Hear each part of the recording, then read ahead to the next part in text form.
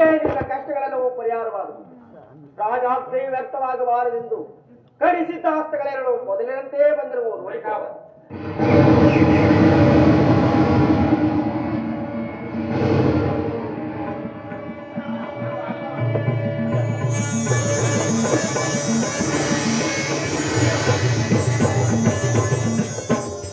ನೀನು ಈಗ ಈ ರಾಜನಿಗೆ ಕೈ ಬಿಗಿದು ಈ ರಾಜಪುತ್ರಿ ಆದ ದೇವಪ್ರಭೆಯ ಕೈ ಹಿಡಿದು ಇವರಿಗೆ ಸಂತೋಷವನ್ನುಂಟು ಮಾಡು.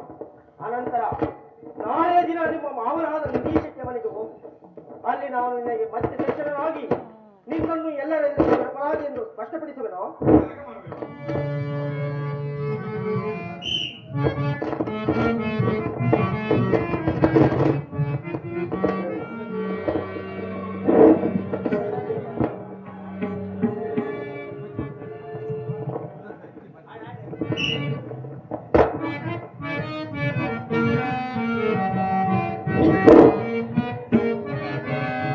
Yeah.